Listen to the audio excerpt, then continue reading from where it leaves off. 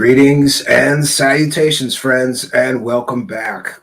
It is Monday, and I feel like I'm back to work. And what strange work it is, right? Recently, over the weekend, I realized that I have been focusing too much on certain stories and ignoring uh, the latest UFO news. So I got myself caught up, and tonight we're going to sort of catch up on what's going on in the world of UFOs. And the circus, welcome back to the circus, friends. The circus continues. Now, there are some real news stories worthy of discussion that we will start with. But interestingly, I found out that David Wilcock is back, and so is Corey Good, which is strange. Apparently, David Wilcock did uploaded a video of snowpocalypse because in his $2 million mansion, there was 6 inches of snow, and this is just horrific to David Wilcock. 6 inches of snow. First of all, David Wilcock lives in the mountains of Colorado in a $2 million mansion, log cabin mansion, by the way. And I will repeat my often said phrase that men build log cabins, bitches buy them. But the whole thing is bizarre, and we get to see David Wilcock literally unraveling right before our eyes. Because remember how we've often discussed that David Wilcock, no matter what the subject is, he is an absolute expert on everything. And this bizarre video that he posted, we get to see David Wilcock pretend to be some kind of an expert in what to do in the event of a shit hit the fan situation with the power down and, how to survive. And we're just going to play a little bit of it later because it is truly bizarre. First of all, the man with 180 IQ, he claimed that, not me, which, by the way, that would make him smarter than Einstein. The father of anti-gravity, right? He's so smart, he's going to invent anti-gravity. Oh, and free energy also. This guy doesn't know how to turn on a generator for his $2 million mansion. That's right. David Wilcock, the man with the 180 IQ, smarter than Einstein, father of anti-gravity, father of free energy, the world's greatest prophet, doesn't know how to turn on a generator. But somehow he's some kind of goddamn expert, and he's going to tell you how to survive in a terrible situation. When you're in the middle of a snowpocalypse. First of all, come on, bro. 6 inches and you're crying and your power is out. I don't know. I have a cabin in the mountains of Pennsylvania, and we could get 18 inches. One storm could be 18 inches of snow where my cabin is. And I don't go posting snowpocalypse videos every time that happens. Quite honestly, I try not to be there when there's a huge snowstorm because getting in and out of the dirt road that's about a mile long to get to my cabin from the main road could be a problem. But it's just amazing to me that this clown is sitting around in a $2 million mansion with no power. He's got a huge gas-powered generator, but he can't figure out how to turn it on. Yet in the video, he's telling everybody that he's some kind of expert on how to survive one of these terrible situations. And how terrible is the situation? I don't know. Like 6 inches of snow, that's a major event to David Wilcock. It is bizarre. And we'll get into it later. But I thought we'd start with the good news. And yes, there is some good news. Recently, the Canadian government has released a treasure trove of UFO-related sightings and material. And, I heard about this, but it just sort of flew by me as I was busily working on and preparing other stories. But we're going to get into it tonight, and I guess we'll both get caught up together on what's been going on with UFOs in the news and in general. First, the story from Vice. Now, there are multiple news reports. I don't know. I still like Vice. Maybe I feel nostalgic for when they were a really good news organization. Here are 20 years of UFO sightings we got from the Canadian government. And by the way, I'll put my fair use banner up.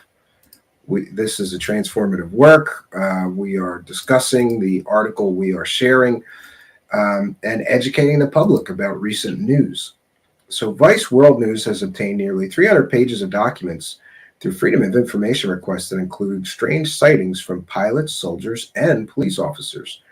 The Canadian government has now released 20 years worth of UFO reports. The 500 plus reports spanning nearly 300 pages contain dozens of strange sightings from commercial pilots, soldiers, and police officers. Here are some of the highlights. This was obtained by Vice World News through Canadian Freedom of Information laws. The reports were made to federal transportation authorities as recently as last year when a Canadian military flight spotted a, quote, bright green flying object, unquote, that flew into the cloud then disappeared over eastern Canada.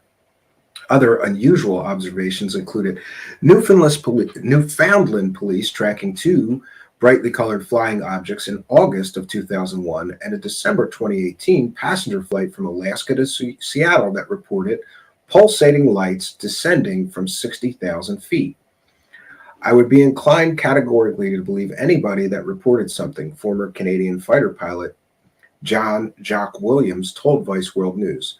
There is no upside to making a fake report. Williams is an aviation consultant who has also worked as a federal flight safety officer. There is definite reluctance to report stuff, he said. I'm amazed at the amount of material they sent you, and some of it is actually pretty good. All 290 pages of the reports have been included at the bottom of this story as a downloadable PDF. I did not add the link to this. Just Google Vice Canadian UFO reports, and you'll find this article if you want to read through the 300 pages, and some of them are pretty interesting. The article goes on to state one commonly long report even details a sighting that was confirmed by military radar. On the night of December 23rd, a fisherman in the Bay of Fundy and a woman at home in Yarmouth, Nova Scotia, both contacted a search and rescue center to report a light that was yellow, steady, and hovering high above the Atlantic Ocean. When Royal Canadian Air Force personnel reviewed radar data from NORAD, the Joint Canada-U.S. Air Defense Alliance, they observed three primary radar hits that correlated almost exactly to the time and location of the sighting. This is an area that has good low-level coverage, so there is no explanation of why there were only 3 points, all at exactly 12,800 feet, with no points leading up to or continuing on any other altitudes. A Canadian Air Defense Sector report states the best guess was independent radar hits on weather and not an actual airborne object. Even though the no threat report notes that it was partly cloudy night with good visibility. Going on to state less than an hour's drive from Yarmouth, the nearby fishing village of Shank Harbor, Nova Scotia, was the site of a famous 1967 mass sighting of large luminous object that disappeared into the ocean.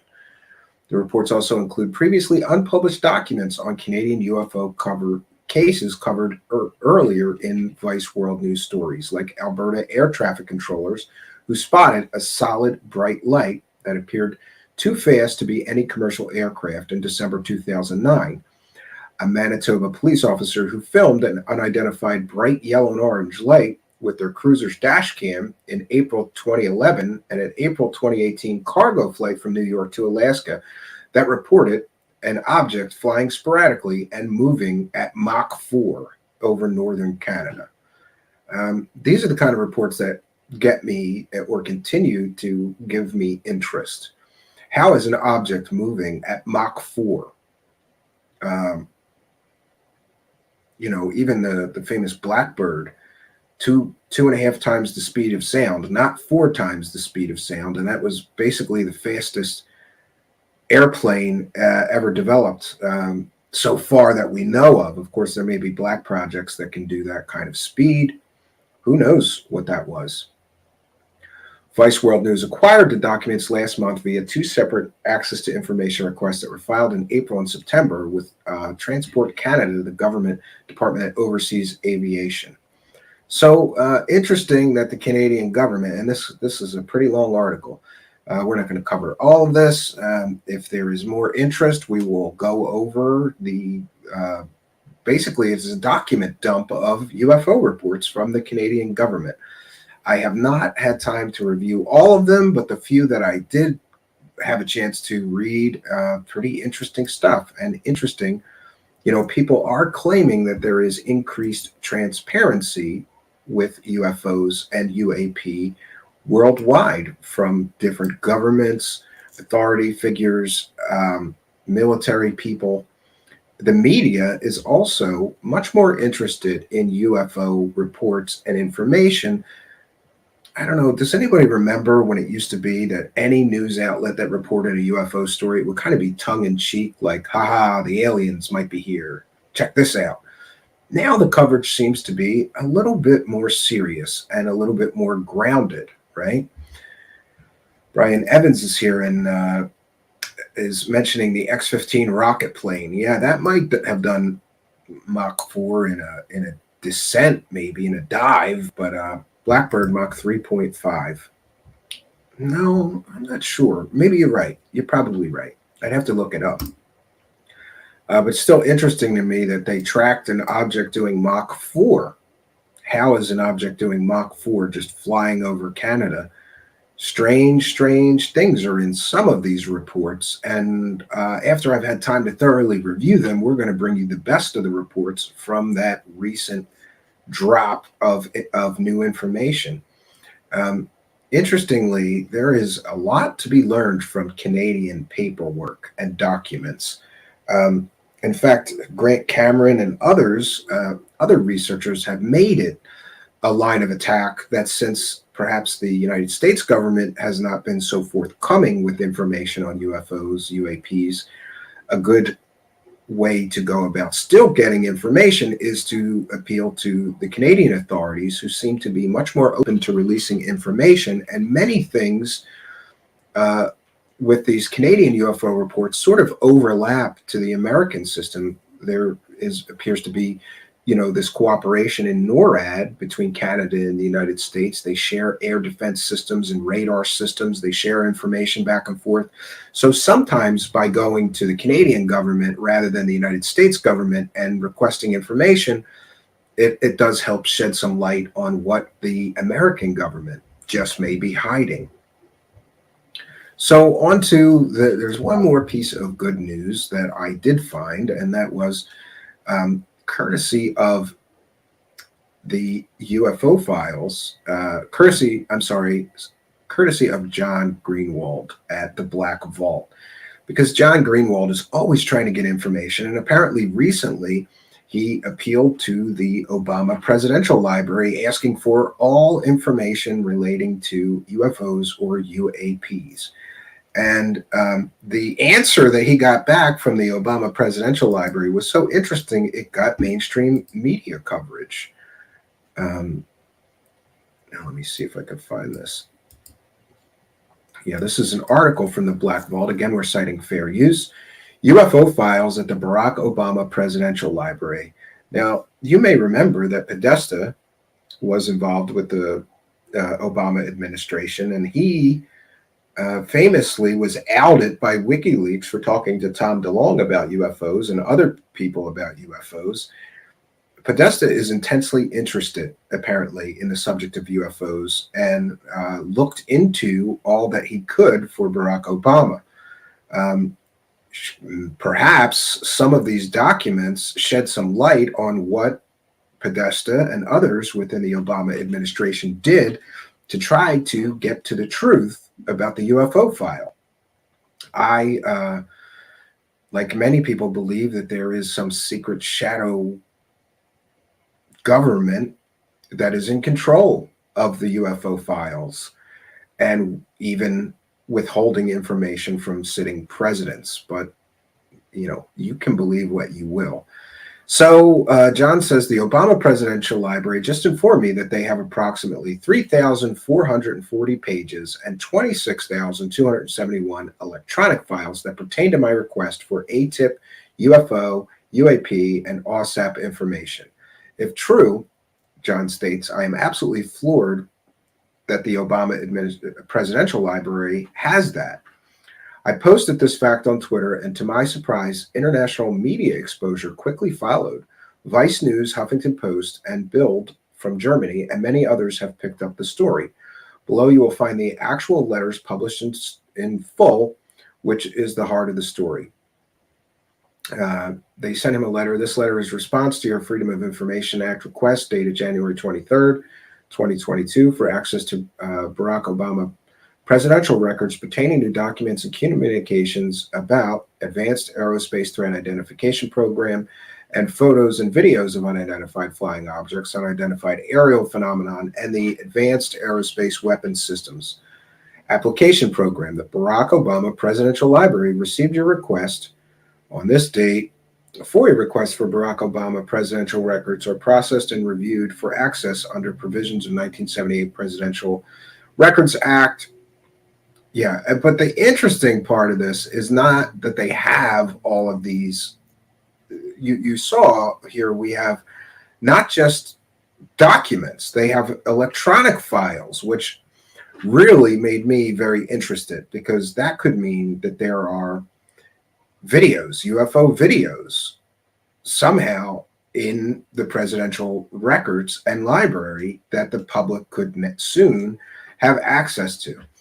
I think John does a great job at going after these things and trying to keep our government honest, and he should be applauded for that. He really goes out of his way. But so the good news is there is a literal treasure trove of documents and electronic files, which could be radar data. It could be video files of UFOs or UAPs. It could be many, many things. But the good news is there's a treasure trove there, and they told John Greenwald Jr. that they're going to get him the documents that he requested. But here is the bad news. This second letter to him says, as stated in our letter dated February 18th, part of the request has been piggybacked onto a FOIA request previously submitted for similar records. The request that yours is piggyback onto is a complex unclassified electronic queue, and there are 64 requests ahead of this queue. Our best estimate at this time is it may be completed in approximately 12 years. So apparently the Obama Presidential Library has this treasure trove of information about UFOs, UAPs, ATIP, the government's UFO programs, and more, and all of these electronic files. But it's going to take them approximately 12 years to complete the request and give John these documents and these files. Next, they go on to say, as stated in our letter dated March 10th, 2022, part of the request is in the complex, unclassified electronic queue, and there are 87 requests ahead of yours in this queue. So for part of it, it's going to take them 12 years to get John the documents and release the files. The next part of his request is in a different queue here, they say. Part of complex electronic queue, and there'll be 87 requests ahead of yours in this queue. They say that our best estimate at this time is that it may be completed in approximately 16 years. 16 years. Half the files are going to take them 12 years to get to John from the Black Vault. The other half are going to take 16 years. Next, if you have any questions regarding your FOIA, please contact the staff. So to his credit, John from the Black Vault then went back to them. There's a little bit of a follow-up to this story. So John from the Black Vault hears these estimates of 12 and 16 years, and he's like, wait a minute, that's crazy. So John goes back to them and he says, let's take out any public media, because sometimes in the presidential library and documents, they'll just be copies of news stories or stuff like that. So John went back to them and said, hey, let's try to speed this up, and let's take out anything that is already public information. Just give me the stuff that has not been made public. And they came back to him and basically said, that'll take a little bit of time off, but it's still going to take us 12 or 16 years to fulfill this request. I don't know about you, but when people say there's no UFO cover-up, I love to point to stories like these, Because if there's no UFO cover up and the government truly wants to be transparent and honest as insofar as what they actually know about the UFO phenomenon or aliens or whatever, why do they do things like, well, we do have these records that you want, but it's going to take us 12 to 16 years to get them to you? I mean, what's the point of having a Foia, right? What is the point of having a Foia request if it's going to take them 16 years to get these documents? And listen, to his credit, John kind of goes in spurts, I've noticed. Like, he'll request a lot of stuff, and then the government will say, well, that's going to take us 9 years or something. And he just goes, okay, I still want the documents. And then, interestingly, years later, sometimes he will post that, oh, look, I finally got this Foia. I finally got the information I requested through Foia 8 years ago. It's kind of funny. Look at that. Bex with a kind and generous 50 NOK. I think that's Norwegian money. I'm not really sure. I think it is 50 NOK. Yes, that's about $6. So thank you for kindness and generosity and your support. You'll notice a money button down there. If anybody is feeling generous, you can throw a couple of bucks in our hat and keep us producing this great content here. Thank you very much, NOK. Knock, for your kindness, your generosity, and your support. It is much, much appreciated. We're a viewer-supported show, and some of the best ways, there's a few good ways that you could support our show. The first is to become a Patreon supporter for as little as $1 a month and get the extra content that I don't make public, or that is on Patreon before it is made public. You get kind of a backstage pass, get things first, extra content as well. We do a monthly show journal, sort of a backstage pass of what's going on behind the show and more, plus all my music. You can send a PayPal donation, and you can also throw a couple of bucks in our hat through Cash App. It's Truthseekers Show, one word. Oh, no.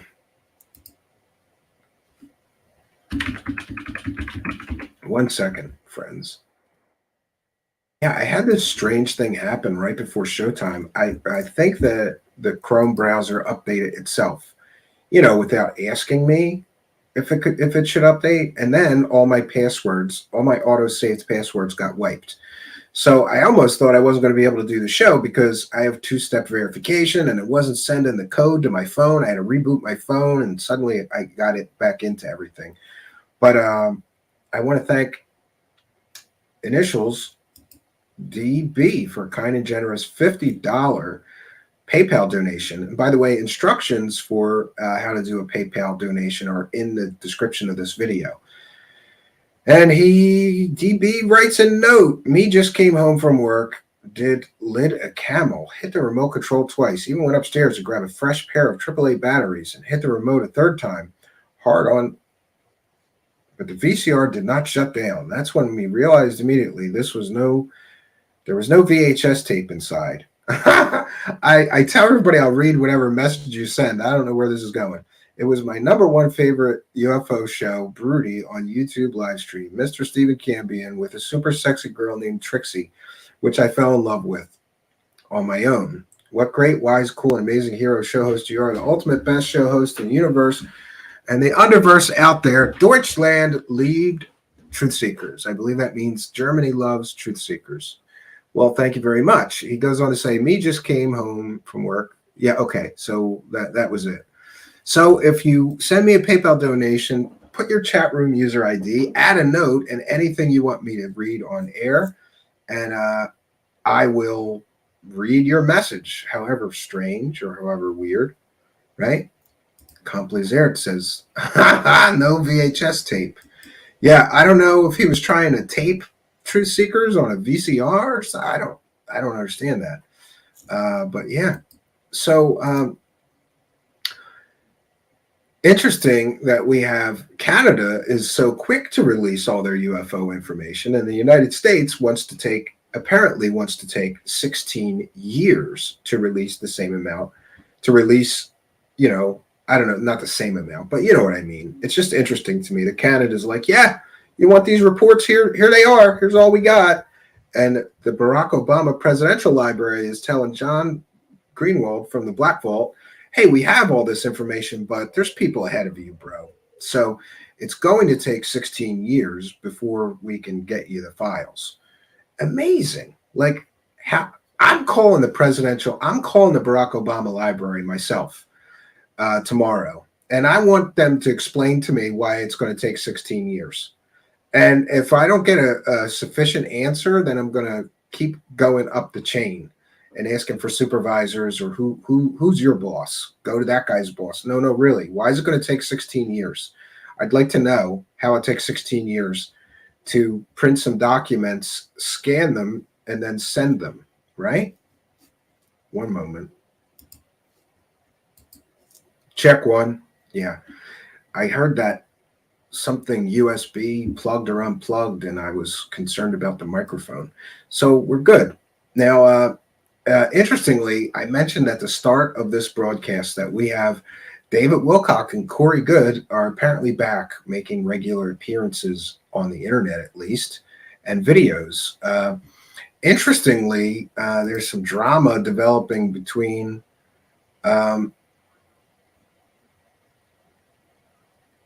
there's some interesting drama between Corey Goode and Billy Carson, because apparently Corey Goode is advertising some event where he is saying that Billy Carson will be a speaker there. There's a thread on Twitter about this. Lots of kinky Kundalini presentation and a splash of Billy Carson, not even be movie worthy. This is the Ra-Ma Festival Temple of Spring presenter lineup, and Corey Goode is one of the, I don't know if he's the event organizer or if he's just one of the speakers, but apparently this event is saying that Billy Carson is also appearing there. And Billy Carson went on Twitter and says, I am not in that event. I have no idea what that event is, and I never have and never will work with Corey Goode. If they are using my name for ticket sales, then my attorneys will be sending a letter. So what's the deal? I've got to dig into this a little bit more. Is Corey Goode just saying that people are appearing at a conference he's organizing or running, and they don't even know that they're at the appearance? They're appearing there? Very strange part of the story. Next, we get back to David Wilcock, which is I don't know what's going on with that guy, but it's very interesting that he is making these bizarre videos. Also worthy of note, I wanted to just make sure that we mention this because it's important. Apparently, Project Unity recently just interviewed Admiral Bobby Ray Inman, intelligence officer and admiral. And I just want to mention this. Hey, Richard Dolan, your Wilson documents just fell apart again.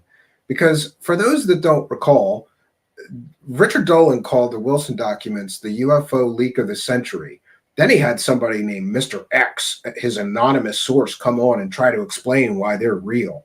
First of all, the whole story starts with Stephen Greer, who is about as credible as Jerry Springer when it comes to real information. You know, the man who lied and said he briefed sitting presidents but never did. The man who lied and said he briefed sitting vice presidents but never did. CIA directors but never did. You know, Stephen Greer, the guy who used a dead baby to scam people out of money, claiming it was an alien. The whole Wilson document story starts with Stephen Greer. So forgive me if I'm a little skeptical of that story. First, the NRO document that proponents and supporters of the Wilson document story say prompted Admiral Wilson to go look for those UFO programs turned out to be completely and totally fake. As if some four-star admiral doesn't know the difference between a real classified document and a completely bogus fake made-up one. The whole Wilson document story is bullshit. But I found it so funny that this Admiral Bobby Ray Inman gave an interview to Project Unity in which basically he said, there is no crash retrievals. I would have known. None of that's true. So, Richard Dolan and his fake anonymous source, Mr. X, claimed that Bobby Ray Inman was in on some of that Wilson document stuff in some of the meetings with Admiral Wilson. And if we could just get to that Bobby Ray Inman, he might be able to confirm these crash retrieval stories. Well, now we have our answer, because basically Admiral Bobby Ray Inman, who happens to be in his 90s right now, God bless him, had a very distinguished, amazing career in military intelligence for most of his life.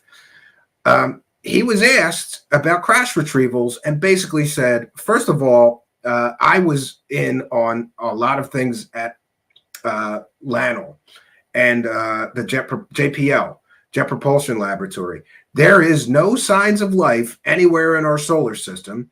And as far as crash retrievals, no, never happened. So here is another really shocking indicator that Richard Dolan is pushing garbage along with his fake anonymous source friends, right?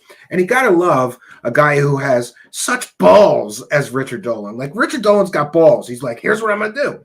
I am going to bring on a completely anonymous source on my show. And then that anonymous source is going to say that Bobby Ray Inman was in on these meetings about the crash retrievals. And then my anonymous source is going to say that Bobby Ray Inman and Admiral Wilson were good friends, and they were both interested in the search for the UFO truth, right?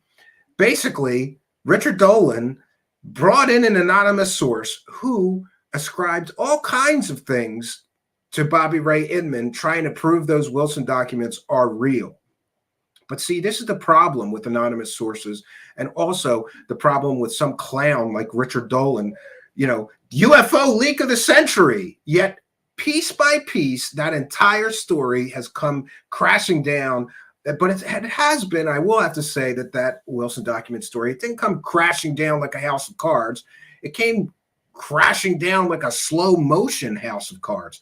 First, we lose the NRO document, and turns out that whole reason that they said Admiral Wilson went running around looking for the UFO crash retrieval program is because of this NRO document that Stephen Greer gave him. Then we find out that NRO document is completely and totally fake, and Richard Dolan missed that. How does a man who's supposed to be a student of history and classified projects not know that an obviously fake document is fake? I'm no expert, but I looked at it and knew it was fake. I don't get it. Then Richard Dolan brings on Mr. X, an anonymous source, who, by the way, this is the first time I've ever heard. This is why I say Richard Dolan's got balls, because he brings on an anonymous source who then cites more anonymous sources to prove that those documents are anything other than fiction. And by the way, the documents were reportedly written by Eric Davis after he had a meeting with Admiral Wilson, but he won't confirm or deny that he wrote them. Isn't that interesting, right? Admiral Wilson has declared them a work of fiction. And no matter how much mental gymnastics or anonymous sources that clown Richard Dolan brings in, right? Hey, Richard Dolan, or what are you going to do? Have Mr. X cite 7 more anonymous sources? I'm not kidding you. If you listen through to this saga, Mr. X, Richard Dolan's anonymous source, not only does he cite more and more and more and more anonymous sources, I think 4 or 5. So we got Richard Dolan trying to prove these documents are real by bringing in an anonymous source who says they're real, who then cites 4 or 5 more anonymous sources. Then Richard Dolan's anonymous source lies through his teeth and says that Admiral Bobby Ray Inman was in some of these meetings about the crash retrievals and what knew about Admiral Wilson's search for the truth about alien crash retrievals. Then somebody gets to Admiral Bobby Ray Inman. And isn't it interesting, when asked about crash retrievals, he said, none of that happened. No, there's no crash retrievals. We have not retrieved anything alien. Interesting. But again, this is where we're at, and this is where we find ourselves. Clown Richard Dolan can make, I don't know, thousands, tens of thousands of dollars selling a completely fake, made-up story, right? Completely fake, made-up story. Close the door, Zach. Close the door. My son Zach is at the door. So, this is where we're at, and this is where we find ourselves. I'll see you later, Zach. I don't know. Zach's in a giddy mood today. He's been laughing and running around like a maniac since he got home from school. So I just find it interesting. And by the way, I'm going to reach out to that Bobby Ray Inman and try to get an interview. And I'm going to play for him exactly what clown Richard Dolan's idiot Mr. X said. All the things that guy said that Bobby Inman this admiral was in on to try to prove those documents are anything but fake. I'm going to play it all for him. And then I want him to listen to that and tell us if he has any knowledge of the bullshit that Richard Dolan and his fake anonymous sources have been pushing about those fake Wilson documents. Hey, Richard Dolan, time to get a real job, buddy. You suck at this. Richard Dolan sucks balls at this. All Richard Dolan can do is rehash old bullshit stories and try to convince you that his new bullshit stories have any validity. But they all come crashing down under scrutiny. Here we have this admiral that Richard Dolan's anonymous source ascribed all kinds of, oh yeah, Bobby Inman, he was in on this. We're sure of it. He was in on all this. Really? When asked about crash retrievals, we have not retrieved any alien. Nope, nothing. Great job, Richard Dolan, you clown. Why don't you get a real job, bro? Right? How many millions of dollars have Richard Dolan made selling fake alien stories? How much money did you get paid for those fake Roswell slides? That story you were pushing for how long, right? Or what about the fake CIA deathbed confession video that Richard Dolan interviewed, I don't know, 3 or 4 years after the guy died? That was amazing. That's amazing. What balls Richard Dolan has. You know what? This is a great story about aliens, but the problem is the primary or principal source of the story died several years ago, but me and Jeremy Corbell are going to go interview him anyway. Oh, and I have more information on that I'll be dropping soon. It doesn't paint either Jeremy Corbell or Richard Dolan in a good light. No, they're UFO profiteering hucksters. That's what they are. They don't care if the story's true. They don't care if the guy who originally told the story died already. They're still going to push the story and make some money off of it. Amazing. But, why does anybody actually expect credibility in this thing, right? I think a long time ago, back in the day, there were some people who you could consider credible researchers. But I think the longer that, the smoking gun evidence was never found, the more con artist types rushed into this thing to say, hey, there's lots of money to be made here. Who cares if any of this shit is true? And this is where we're at, and this is where we find ourselves, right? I think that anybody expecting credibility out of anybody in this thing is going to be sorely disappointed. And let's see, in other news of UFO clowns, right? Lou Elizondo recently, he just posted a UFO report by a private company, right? And we all know that Lou Elizondo is not a good researcher. In fact, I think that he has barely read anything on this subject the more that I listen to him talk, right? It just appears to me that he is not very knowledgeable on this subject and continually gets caught posting bullshit as something valid, right? We've seen him recently. He was citing the Sun newspaper, which is basically like, aliens stole my baby, Elvis is alive. That's what the Sun newspaper is all about. And Lou Elizondo is posting that, right? But recently he posted a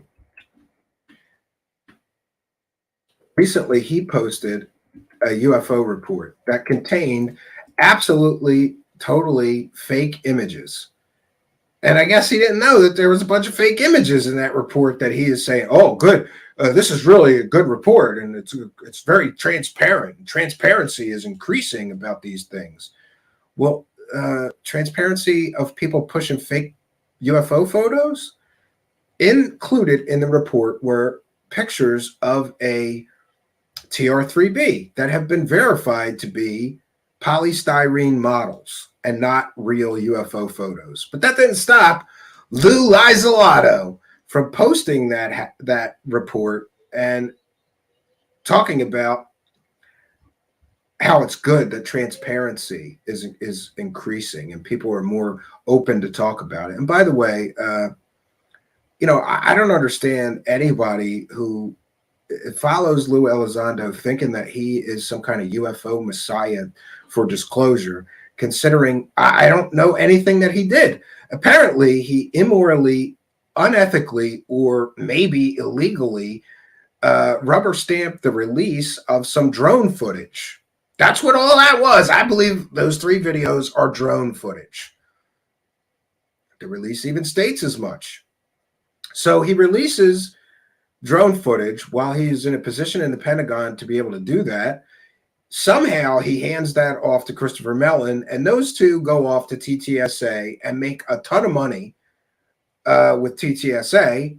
By the way, did anybody from TTSA make any money? All those people that invested, or did those people involved with TTSA just steal all the investors' money and spend it? Because I can't find a single investor in TTSA that made any money. But we sure see Tom DeLonge made money. I guess Christopher Mellon made money. Lou Elizondo made some money, right? Then he got a television deal out of it for releasing those videos. And the television show was largely based on the videos that he basically stole from the Pentagon, if you ask me.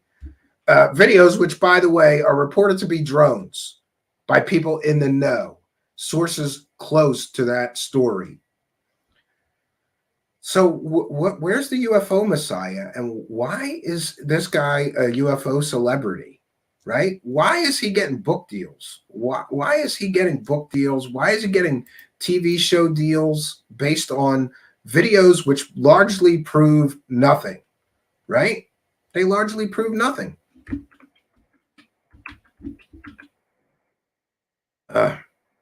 Yeah, I was trying to find the... can't at the moment due to my I had this, like I said, I had this tech problem right before start. 1 second. I'm going to try to locate it.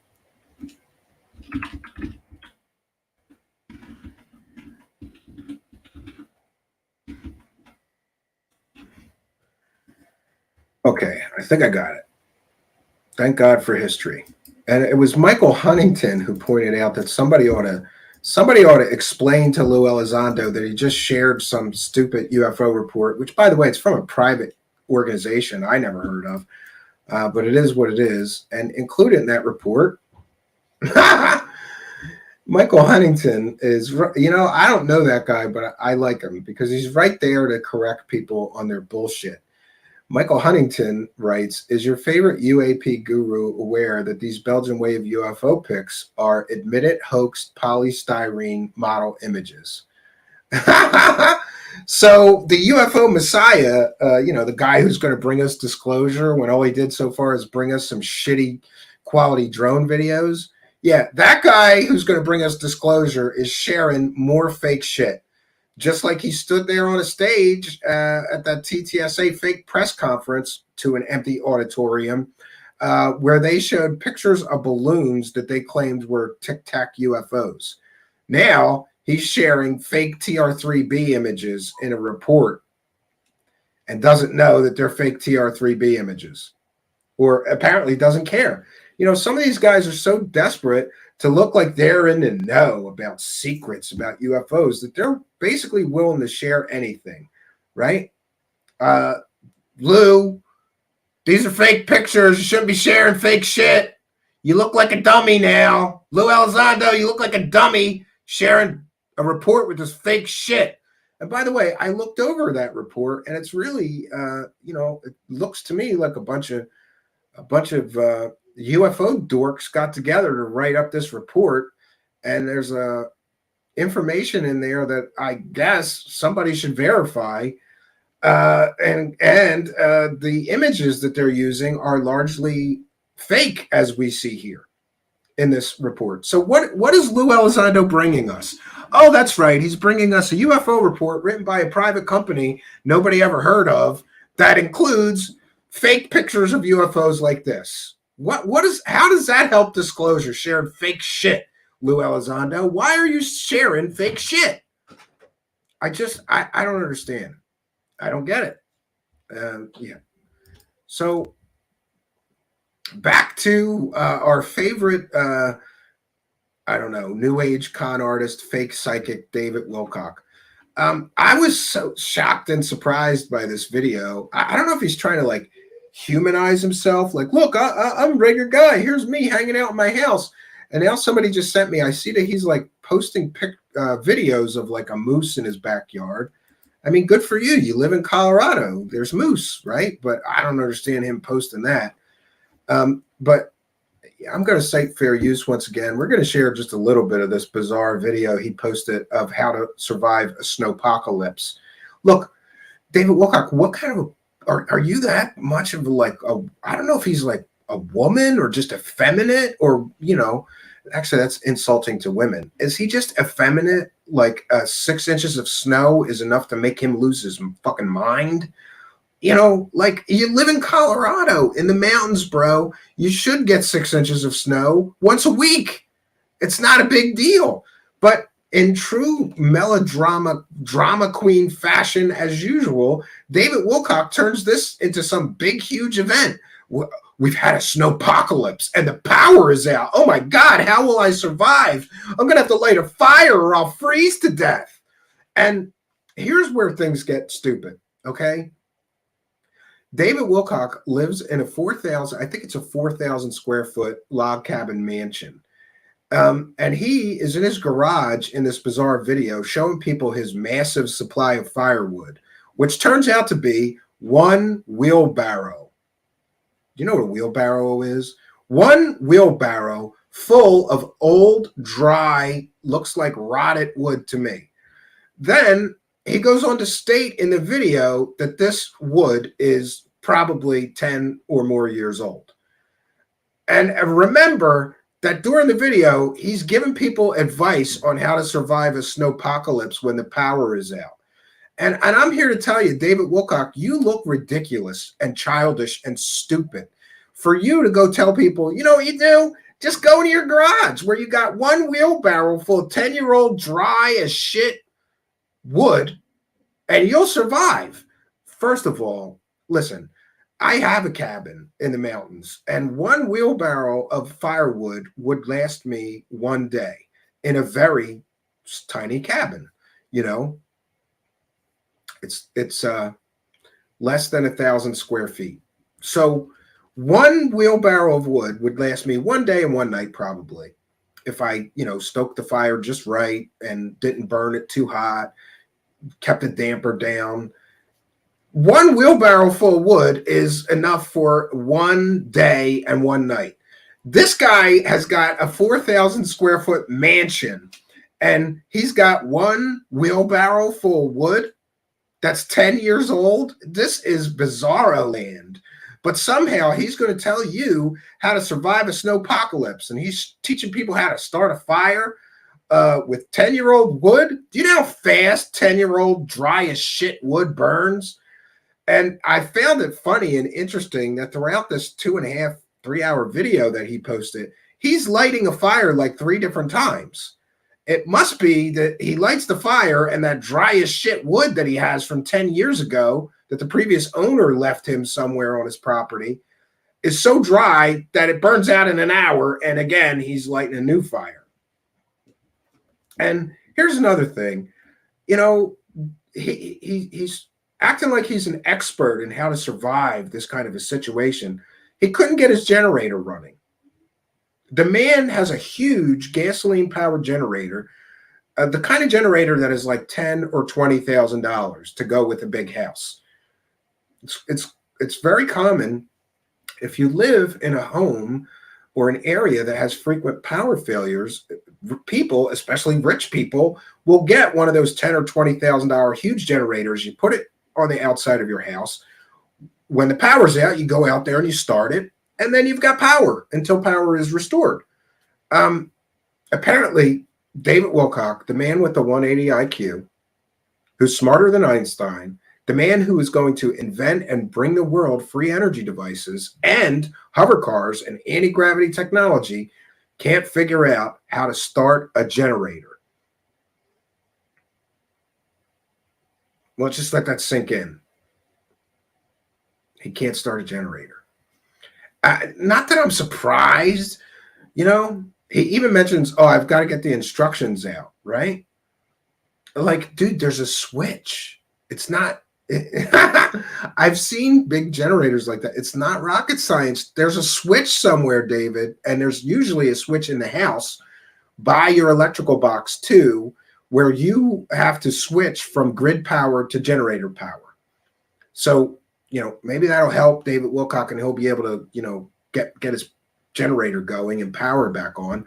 But we are going to cite fair use once again. This is a transformative work. We're educating the public about how David Wilcock, the man with the 180 IQ, father of free energy and hover cars, can't work a generator, and apparently doesn't know shit about firewood and heating your home with wood. Friends, in a 4,000 square foot house, a one wheelbarrow full of 10-year-old dry rotted wood is going to last you 2 hours. Okay, I'm just putting that out there. I'm no expert, but apparently even I know a lot more about fires, fireplaces, and wood heating than David living in a $2 million mansion, Wilcock. But it is what it is. So let's share a part of his bizarre new video, David Wilcock Hangout, Snowmageddon Blackout at 8600. Great. So here we go again.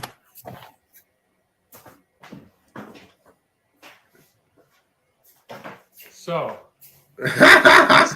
here's his massive wood supply. Look at it. It's not even a full wheelbarrow full of wood. And he's going to survive a snowpocalypse with this little bit of firewood. Case. We have the luggage container. This is like carry-on luggage.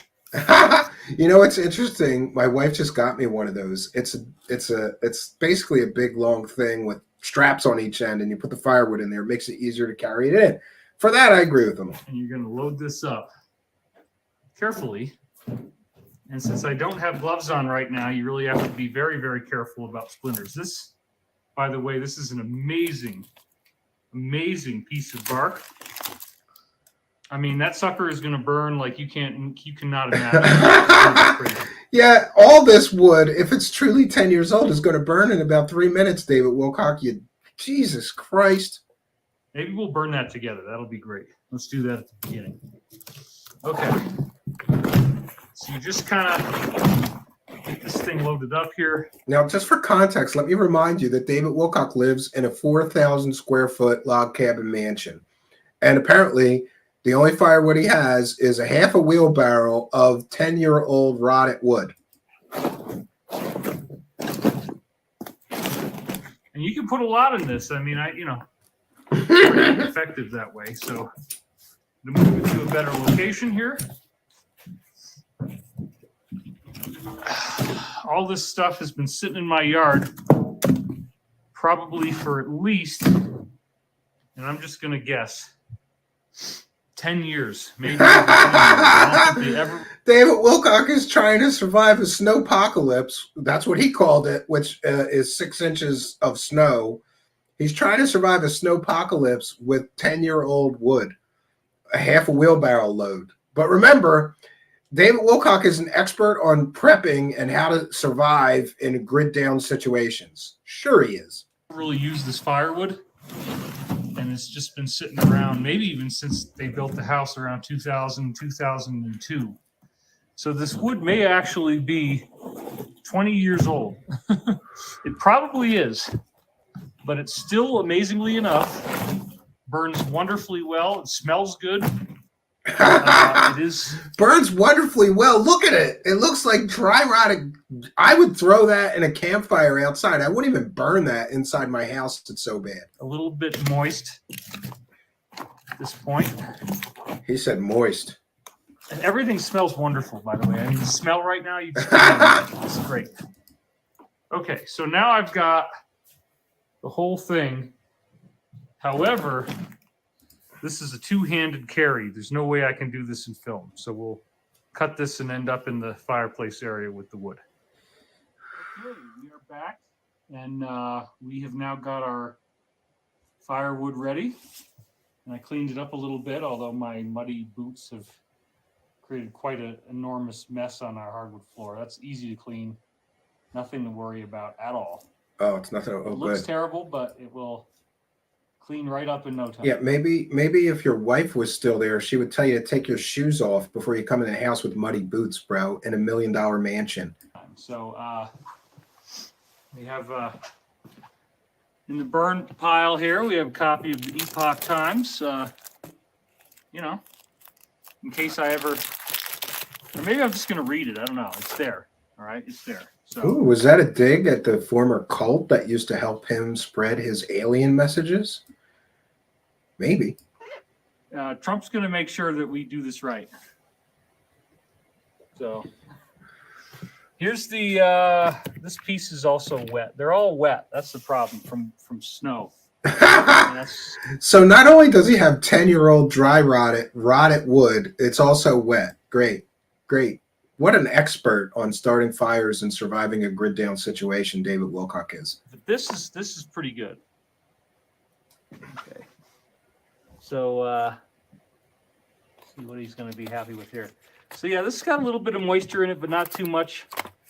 And then of course we got Bubba Kush. That's what I've chosen to name him. Oh my God. He is just going to light up like you can't imagine. So we're going to put him in there. And by the way, this is like the third video of him making a fire in one video. A spectacle out of Bubba. I don't understand him one bit. Bubba's going to go. See, David Wilcock, you start the fire in the morning, and then you have good firewood, and you load the wood box as needed, right? You don't let it go out every time you start a fire and then light another one. There. And then we'll put some additional bark underneath him to bolster the effect. I'm so glad David Wilcock's going to teach us all how to start a fire.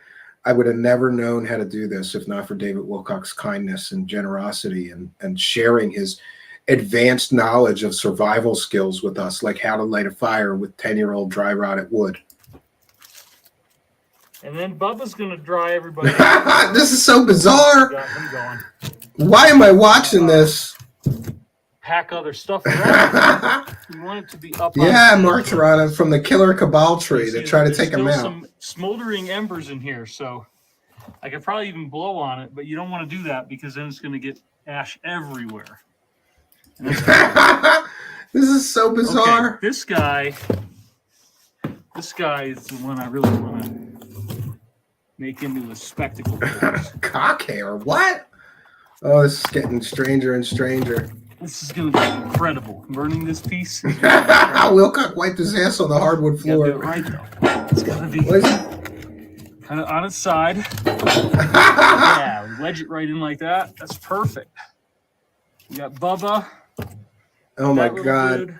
Yeah, first of all, and I then, gotta stop last this. but not least, we'll put this here. I gotta stop this. Look at how big the pieces of wood he's put. Look, David Wilcock, you gotta start with small pieces. It's called kindling. Look it up, right? Oh my God. And then behind Bubba, take some brown paper bag.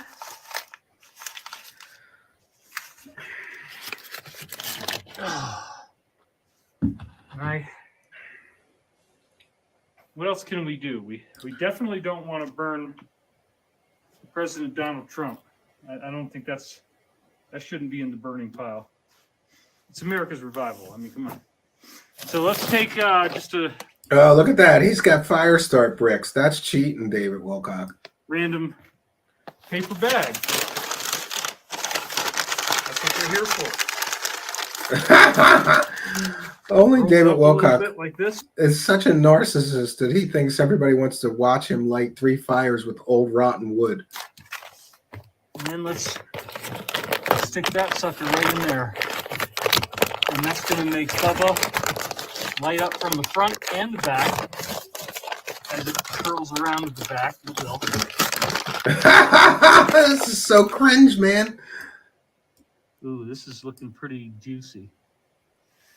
What do you think? Do I add anything else? I think this is probably going to work. Yeah, why don't you add some real firewood, dude? You know, I almost feel bad for him. Poor guy, his wife left him. He's sitting around a $2 million mansion with no power, which in many cases means the heater doesn't work because you need the spark to start the igniters, and many are electric ignition. So he's sitting around in his $2 million mansion. He's got firewood that I would throw in the trash.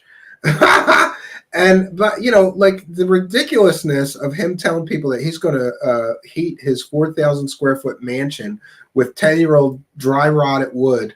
It's just ridiculous, man. If I just torch up that brown paper bag over here and then over here, maybe I want to let's beef up the backside of Bubba just a little bit more.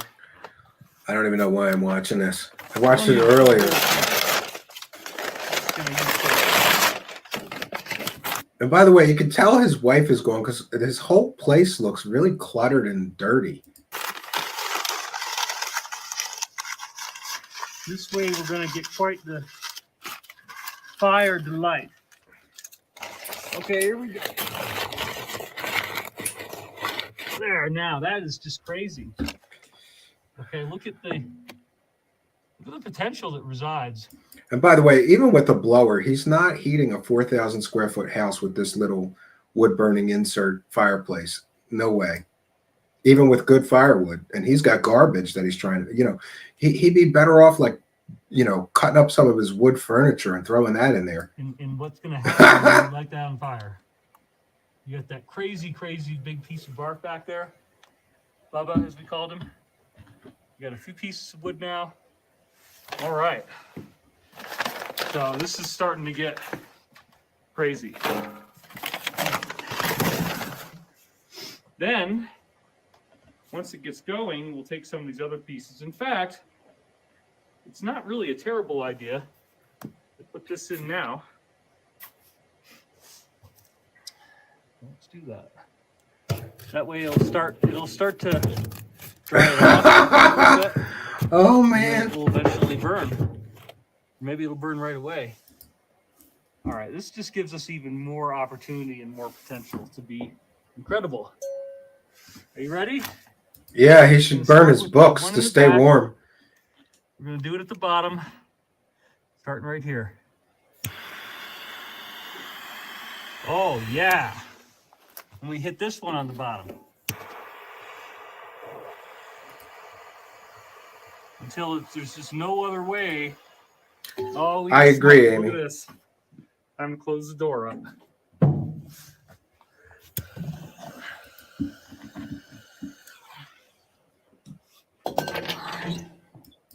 Will they burn? Do they want to? Well, it's starting to say yes. Starting to say yes. Meth torch, maybe. Yeah, I don't know. Crack pipe torch. Now it's really starting to say yes.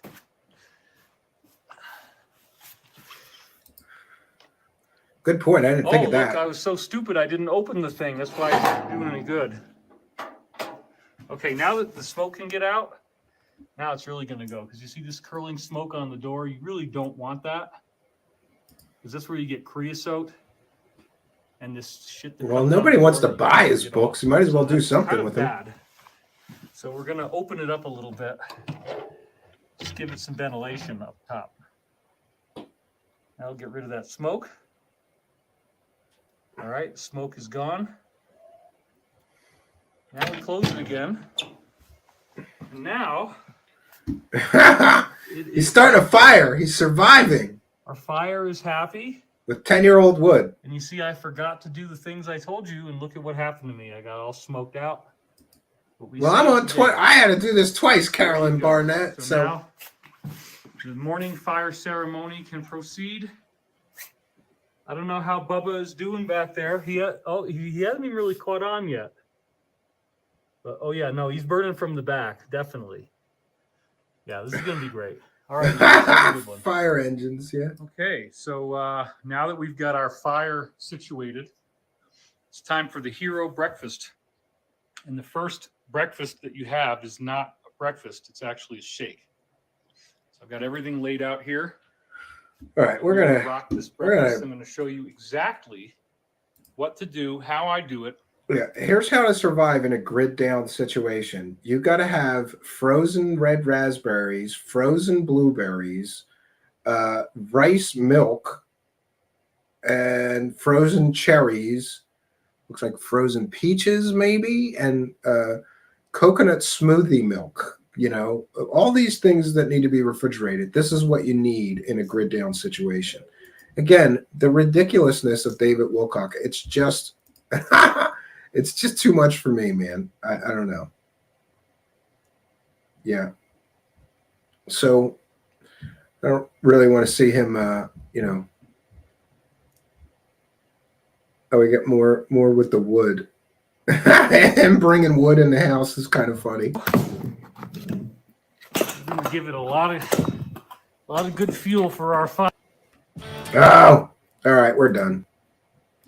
So apparently, David Wilcock is an expert in how to survive in a grid down situation. Rebecca is asking if he has no power, how is he blending that up? He had a little portable power station, the kind that you plug in, and it includes a battery and an inverter, so you can run small devices or charge your phone. I believe that's how he was doing it, right? Yeah, B. Baker mentioning his place is a mess. Well, in his defense, you should see my cabin. It looks like a frat house, right? It looks like a frat house while my wife is not there.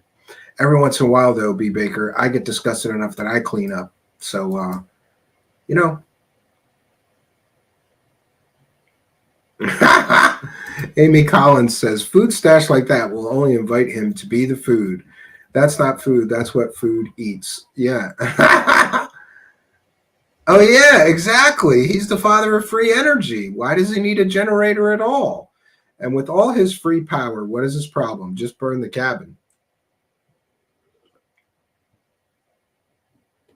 Yeah, he had 2 backups from what I had seen. Yeah, these little portable power stations. But interesting that he's going to teach everybody. This is how arrogant and narcissistic he is. He's going to teach everybody how to survive in a grid down situation. And he's giving people terrible advice like, hey, you want to heat your 4,000 square foot mansion? Just use half a wheelbarrow full of 10-year-old rotted wood. I don't understand people who live in $2 million mansions in the first place, let alone $2 million log cabin mansions. And I certainly don't understand somebody not having adequate firewood if power goes out frequently in your area. You can use a good fireplace or wood burning stove to heat your house and cook on until the power gets restored. We've done that here where I live. The power goes out occasionally, but I've got a huge supply of firewood, both in the backyard and in the garage here. There's a whole wall is stacked top to bottom with good firewood. And I keep that here because occasionally the power will go out, and with the power, that means we have no hot water and no heat. And I have children, and I'm a father. It's my responsibility to make sure they're not cold. Our wood burner here is plenty sufficient to heat the whole home here.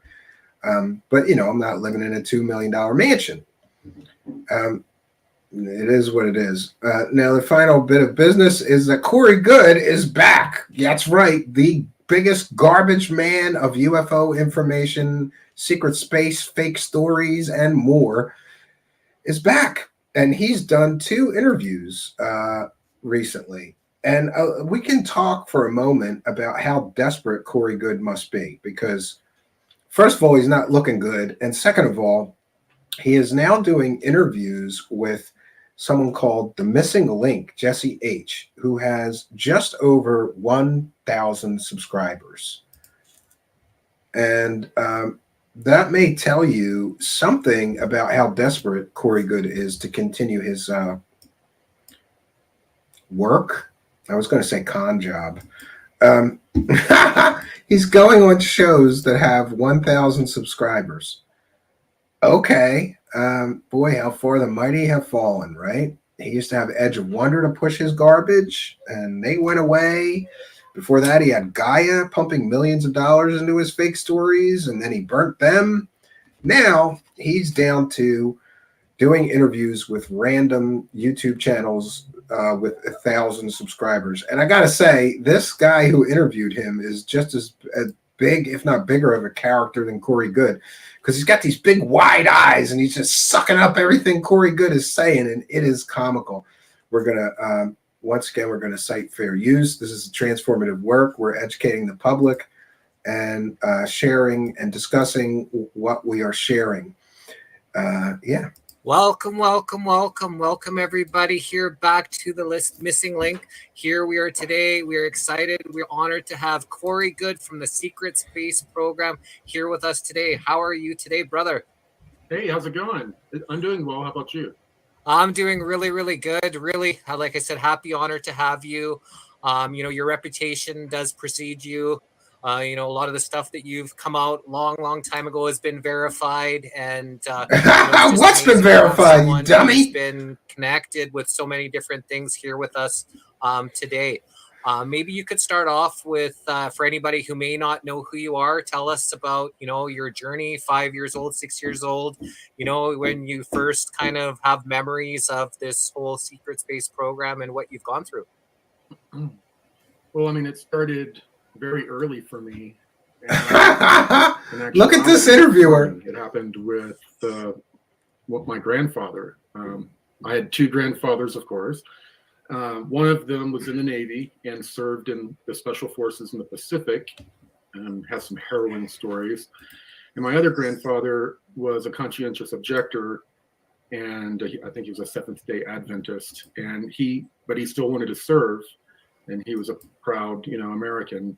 And he went in and under one of these projects. I know it. This guy's bizarre. Type projects where they come in and from what he's told that we're going to inject you with different ailments that soldiers get on the battlefield, and we're going to come up with ways to treat it. And he agreed to do that. But what he didn't know was that don't stare at me like that, bro. Injecting him with those viruses were carrying genetic changes that were going to turn on and turn off certain genes. And for the next couple of generations, they kept a close eye on all of the family members and were looking for people who would pop up with some sort of an anomaly or ability that they would use. Yes, this Joker's back. I popped up about 5 or 6 on their radar. Look at this interviewer. Oh my God. They started bringing me into this program. I watched a good hour of this so far. We're going to cover the whole thing, but in the future. This guy, Jesse Howe, is wide-eyed, licking up everything Corey Goode is saying the entire time. It is bizarre. And look at Corey Goode, the garbage man of UFOs and the Secret Space Program fake information. All this garbage information. Look at this. It's pathetic. During the day, instead of going to school, they would take me to Carswell Air Force Base. And I went for about 10 years there of training in what we call the MyLab, Military Abduction Program. I don't believe so. But I was in that up until the point to where they drafted me into the Secret Space Program for a 20-year tour, I'd say, where you serve 20 years. Into that 20 years, you're brought back in time, blank slated, your mind is wiped of the memories, and you're reinserted right back in that point to where you left, to where it's seamless. And so that was the project that I was sort of forced to partake in.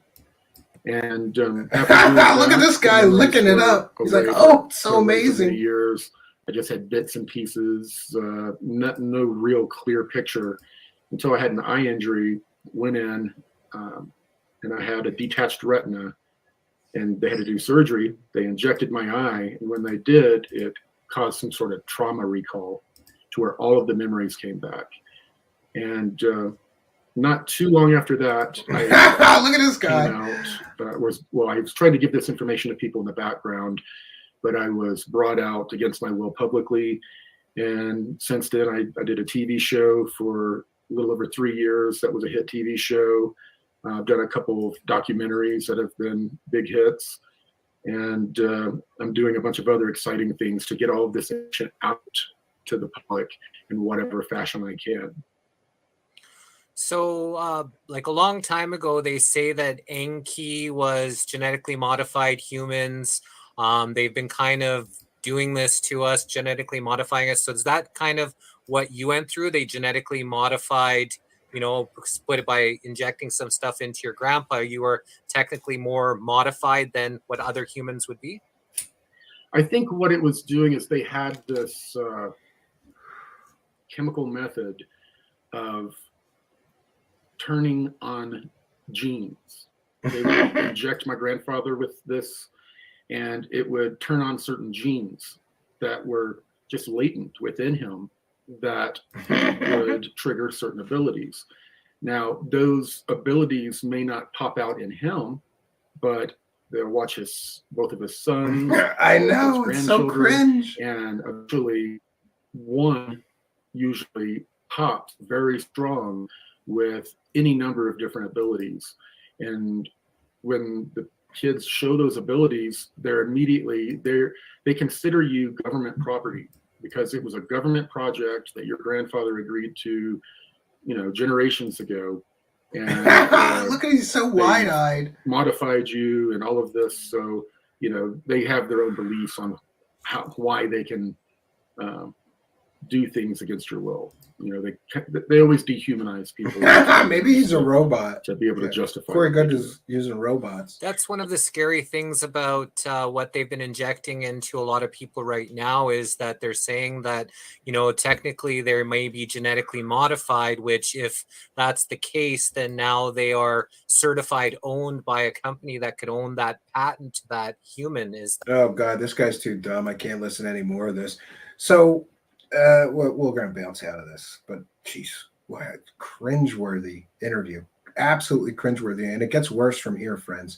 It gets much worse, but we're going to probably cover this on a future show in more detail, right? Is this guy an alien? Good grief. The only genes that were modified were his Levi's. Yeah, they are now government property. I guess we all are now, right? Well, we do. Andruba says you need to get Jesse Howell on your show. Yeah, I just found this whole thing kind of cringeworthy and weird, right? Revenge of the Body Snatchers. What the hell is happening? I know this is the world that we find ourselves. I mentioned the circus. This whole thing is a circus. It's absolutely a circus here. And so catching up, there are a few good stories about UFO related information being released recently, but mostly what we get here is the circus continuing. The grifters out there like David Wilcock and Corey Goode. One more thing to share. I'm going to cite fair use, even though this is coming from his public website. But Corey Goode has a new course, Surviving Ascension, Spiritual Warfare, Relationships, and Cutting Cords. Online course by Corey Goode and Stacy Goode. And I just want to ask, what is Stacy Goode's qualification to teach any online course about anything? She's married to a guy who tells a lot of fairy tale stories about aliens. So somehow she's qualified to teach a course on surviving ascension. I don't know. We're going to read this. Welcome to Surviving Ascension, an upcoming 4-week course on the spiritual warfare, relationships, and cutting cords taught by Corey Goode and Stacy Goode, with interviews with several additional teachers included. In addition to many hours of teaching and Q&A from Corey and Stacy. Course live streams start April 23rd, Sundays at 2 Mountain Time. Includes unlimited access to watch replays over after the course ends. Through purchasing Surviving Ascension, you gain access to teachings from Corey and Stacy Good. Over 8 hours of video teachings from Corey Good and Stacy Good on subjects referenced in the outline below. Guest teachers and healers, additional bonus interviews and instruction from teachers in the community with many years of experience in the topics. Q&A. Submit your questions for Corey and Stacy at any time through our website and participate in the live online Q&A sessions. Interact with fellow students, online forums, and more through the Ascension Works TV website and iOS and Android apps for a limited time. And there's a monthly payment option. One payment of $233. Well, he's discounted. It's usually $333. Now it's only $233, or 3 payments of $77.70. But wait, there's more.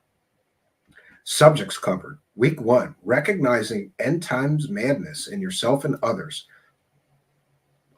Recognizing and responding to spiritual and energetic attacks, karma, negative greetings, and energy vampires. Week 2, an in-depth look at the most common types of negative entities and energy attacks. Yeah, now Mr. Secret Space Program isn't talking about aliens anymore. Now he's talking about ghosts, demons, and shadow beings. Yeah, because he's an expert on that too. Guarding your energy and methods of clearing and protecting your home. Week 3, recognizing when it's time to cut cords in relationships. Recognizing when old beliefs no longer serve you and understand that your truth are also distortions. Week 4, subjects determined by questions submitted. Additional bonus subjects from qualified teachers. Bonus content details coming soon. That means nobody has agreed to take part in his shitty course yet, and he's still trying to desperately find extra people to jam in there that he's probably not paying. All students now have access to private social group and private forums for students of the course on Ascension Works TV, where you can discuss the course subjects and post questions and learn more information from our community of students. All students can now send friend requests to other students who choose to be visible in order to be able to send private messages, your fellow students, directly through the platform. There are also privacy settings in the account area for those who choose not to participate in any social features.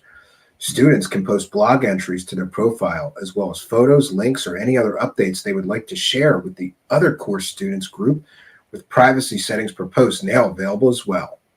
Oh, and there's a payment plan.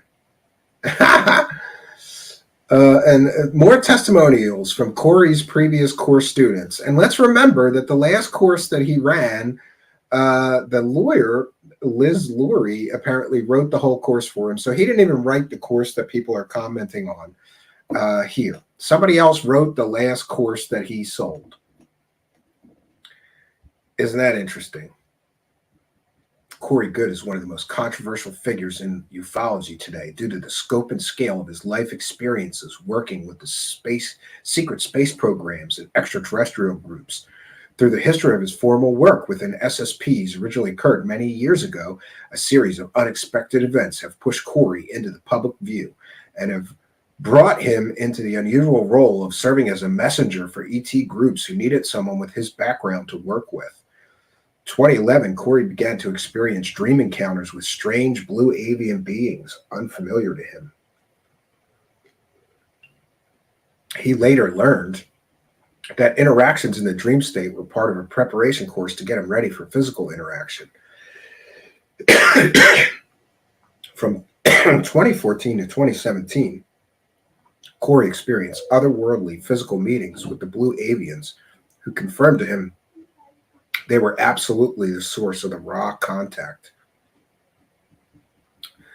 So you too can take the Garbage Man's course for one payment of $233 or 3 payments of $77. Pardon me if I will pass on that. Yeah. It's interesting to me. You know, I know people say things like, well, why you dog on people who sell courses? You know, people need to make a living. And, you know, I'm okay with people making a living, but this guy, Corey Good, has been telling fairy tales for 5 or 6 years now. And look at his schedule. Okay, so he's doing one interview every Wednesday now. That's his work schedule. Work, one interview, so he works 2 hours a week, and we're all supposed to buy his courses, buy his comic books, buy his garbage so that he can live a millionaire's lifestyle and only, quote, work, unquote, 2 hours a week. Interesting, isn't that? That's very interesting. But we've seen time and time again that Corey Goode is one of the laziest people I've ever seen. Just like David Wilcock, Corey Goode just thinks the world owes him free money, where he could just tell fairy tales and people will just throw money at him and he can live a millionaire's lifestyle. We've seen this sense of entitlement with David Wilcock, with him, and with many, many others. Carolyn says, I doubt he's working too. Yeah, well, look, I'm giving him the benefit of the doubt. But my point is, if he's only doing this for 2 hours a week, how does he not have time to get a real job? Right? How does he not have time to work somewhere? I don't care if he works at like Walmart or Amazon or Home Depot or go Uber for 40 hours a week. But dude, get up off your butt and, earn some honest money. No, it's much easier to just go online and con people with these stupid courses and your comic book nonsense. By the way, Corey Goode was selling that comic book for 5 years, and now in April, it'll finally be available. So all that money that he took from people for 5 years, he's going to have to send out all those comic books, or there's going to be problems probably. But what do I know? I was told by law enforcement a long time ago that unless they can prove that he never had any intention of delivering a product, there's no crime there, even if he did make people wait 3-4 years after they purchased it to actually send the comic book. So we'll take a few comments and questions from the live chat. Otherwise, I'm going to bounce on out of here, but we've got more for you tomorrow. That's something that I should mention, and I'll get to that right after this. I wonder how many people actually sign up for his classes. I wonder if he's able to survive off of this con job. Well, Carolyn, according to the lawyer, Liz Lurie, who wrote the last course, he made $750,000 from the last course that he sold, which isn't that hard to do, I guess. It's like every 3 people that sign up is $1,000 at 333 or more than that. So he only needed, a few, 1,000 people to sign up for the course, and he made $750,000. Guess I'm in the wrong line of work. V, I thought he was on disability for his concussion and detached retina from the computer failing on his head at work, the whole lawsuit against his employer. No, I think that what happened in that situation, and I could be wrong, but to the best of my recollection, is that he claimed he was disabled and he was refusing to work. And that's what started the problems with his previous employer, who sent him to their doctor, who said, no, you're fine, go back to work. But I could be wrong. It's been years since I've looked into that situation. Tic-tac-toe asking, will you be hosting Goof on lives or lives soon, Steve? You and Rich are a good team. Well, he's welcome here whenever, right? Carolyn says, I'm in the wrong profession. Yeah, me too. Yeah, I'm going to start my own courses, William K. Technically I already did, but mine is free. It's called the Mind Hack Project, and it's available right here on our YouTube channel, and it's 100% free. You might have to skip some ads, but otherwise it's free, Okay, so I mentioned something about tomorrow. Some time ago, some bully crybaby bitches cried, complained, and literally bullied one of my guests here to the point where she didn't want to participate here anymore. And that would be one Stephanie from Willow Unity, who reads tarot cards. Apparently, the fact that I hosted a tarot card reader here triggered some assholes so much that they lost their mind and created like 40 hours of content crying about me having a tarot card reader and how I was a sellout and all this other nonsense. But anyway, it was an unfortunate situation, but I didn't want to, convince her to keep coming back here. But when these idiots would come in the live chat and say really nasty, terrible stuff and try to bully her into not being here. So we just let it go. And she took, some time off of the show, but we're bringing her back here because it's not a good idea to let other people dictate. I will never again let other people dictate who I can and cannot have as a guest here. The way our Tarot Card Tuesdays used to work is this: you come here in the into our live chat, and we'll have a tarot card reader here in the form of Stephanie live here on air during a live broadcast, and you can ask for a tarot card reading, and she will be giving free tarot card readings to everyone in the live chat, time permitting. Space Exposure is here and says, I like tarot cards. Yeah, me too. And I do have a little bit of a conflict of interest because according to Christianity, you're not supposed to engage in things like tarot cards, necromancy, divination, but I don't really see the harm in it myself, and I'm interested in the topic of tarot cards and these sort of things, mysterious things, so we will continue to host guests that are interested in similar topics. Stephanie will be here tomorrow. We'll be having Tarot Card Tuesday. We'll return to our normal coverage on Wednesday. There will be a show tomorrow, Wednesday, Thursday, and possibly Friday, depending on my schedule. I actually have a bunch of shows prepared. We have a few Enduring Mysteries, 2 on Bigfoot, and 1 on crop circles. So that's 3 Enduring Mystery shows and more.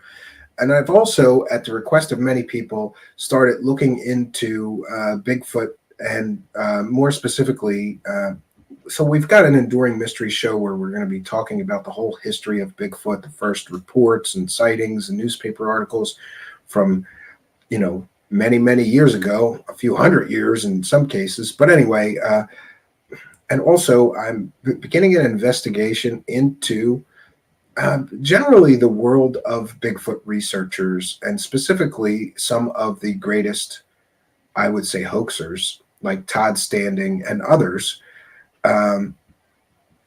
But I've just begun looking into that, and that will be a little bit of time, but it's going to be sort of a deep dive. And it's interesting that I see many, many parallels between the Bigfoot research community and the UFO community.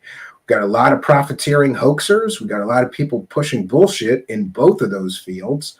It's very, very similar, eerily similar. And we're going to be breaking some of that down as we continue.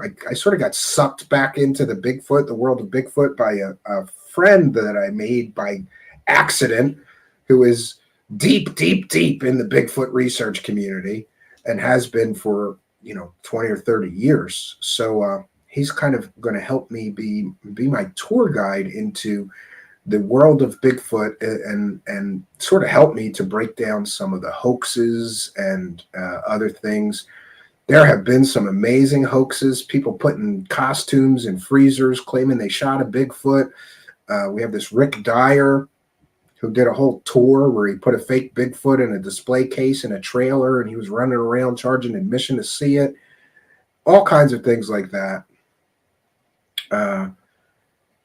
But it's interesting to me that the two worlds, the world of UFOs and the world of Bigfoot, are so incredibly similar. So that's what we've got coming up. I've got an awful lot more for you. I'm feeling kind of re-energized about, about many things, and have new plans for the show, for some expansion that we will talk about when things are more solid. But we have been looking into the possibility, the very real possibility, of a Truthseekers television channel. Now that would be still streaming, but may be available on Amazon Prime or Hulu or other outlets. We're looking into it, and we've got hundreds and hundreds of shows here. So if I can make that happen, I will, and then we will hopefully soon be available on different television streaming networks. And we're in talks to do that. And I'm excited by that because that could mean hundreds and hundreds of thousands of views for us. And one other thing that I would like to mention, it's always good to recognize these little goals, right? These little things that actually do mean a lot. just sort of things. We're just about to hit. I want to remind everybody, please do like, comment, and subscribe. It's very, very important because we're about to reach a major milestone, and that would be to hit 5,000 subscribers. We're just under that now. We are at 4,808. So I need 188 more of you. Or 182 more of you. Sorry, whatever. Just a few hundred more, and we'll be at 5,000. And also, we missed a major milestone. We passed our channel here. We have passed 350,000 views. Unbelievable to me. 350,000 times somebody tuned in to watch what we do here.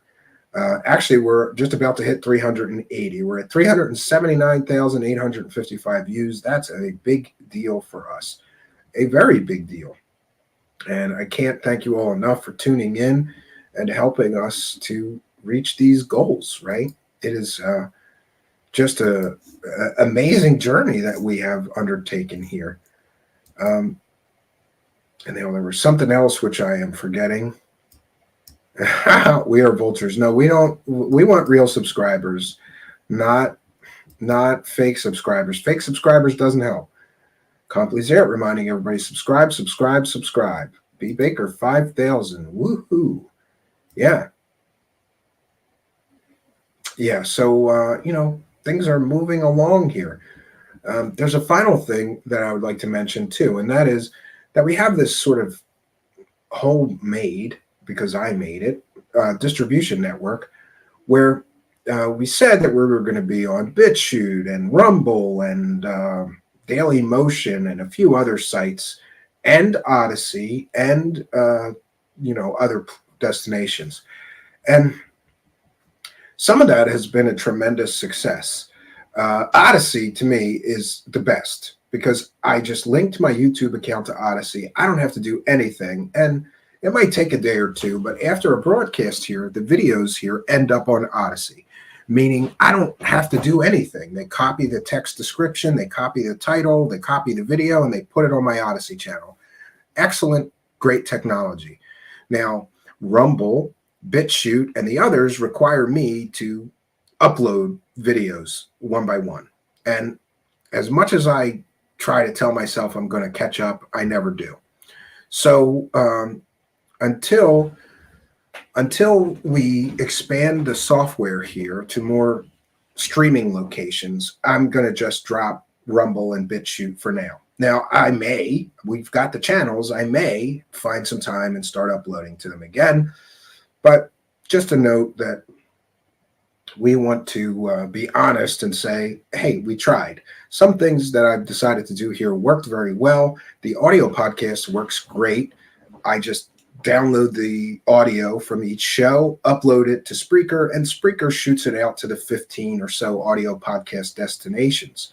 I don't have to do very much, but this Rumble, BitChute, and others, and then they each have specific requirements. So sometimes the videos have to be converted before they'll take them, and all manner of problems. We want to increase our distribution here, but not at the cost of tremendous time. Because honestly, BitChute, we were doing pretty good with views. Rumble, terrible. I would upload a video and get 3 views. It's not worth an hour for me to convert a video to the Rumble preferred format and upload it, copy and paste all the text and all that stuff to get 3 views. It's just not worth the time. But what I will say is we will be expanding our software here to do 2 things. The first is HD video. For whatever reason, StreamYard at the initial buy-in, whatever that costs, only allows you to do 720p, not 1080. I've got all my webcams are 1080. We should be doing 1080, but they require us to pay them more for that. And the other thing is we can only do 3 streaming live destinations. So we're doing Facebook Live. We were doing Twitch, but switched to Twitter, and of course YouTube. If we upgrade our software, which I'm hoping to do soon, funds permitting here, if we upgrade the software, we will have 8 streaming destinations. So we will put back Rumble, BitChute, Twitch, and other destinations, but it'll be automatic. I'll set it up, and then we will just stream to like 8 locations at once. And then when the show ends, it's there with the text description. In other words, if we upgrade the software, everything will be much more automated, and we won't have to, manually upload to these different sites. So, yeah, that's right, Pragmagic. I'm much more handsome at 1080p. Now, my wife says that the darker it is, the more handsome I get, Pragmagic. So maybe we shouldn't upgrade. Maybe I should downgrade, like stream at 240p or something like that. Yeah, I agree. Sixth Sense says 1080p is better than 720 when text is being displayed for sure. Yeah. So that's where we're at. That's where we find ourselves. We've got lots of new upgrades coming, many new shows. People have already asked where Trixie was tonight. She's stripping, okay? Trixie's not going to be here every night. Trixie has her own things going on. But hopefully we'll hear from Trixie Luce, our new UFO news desk correspondent, very, very soon. So that's about it. That's what I got for you tonight. I wish I could mention a few other things, but I want to keep things. Oh, this Thursday, we will have L.A. Marzulli at 7 p.m. You may remember that we had an interview scheduled with him, and he got stuck on a plane. This Thursday night, 7 p.m. Eastern Time, we'll be interviewing L.A. Marzulli, who you may be aware from the Watchers series, and he has a very Christian perspective into the whole UFO and alien phenomenon, and we're anxious to hear from him. I'm also, I have talked with and spoke with several other people which we're trying to book as guests, including Whitley Strieber.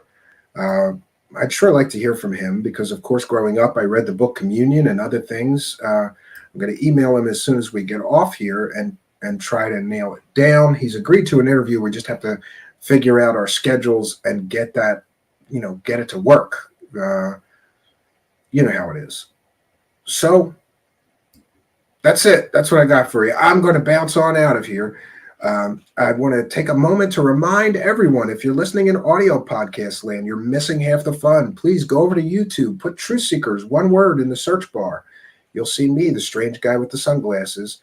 Smash that subscribe button and hit the notification bell, and you too will know when we're doing a live taping for the podcast, and you can come here and not just listen to the story, but be a part of the story. We have this fun interactive live chats.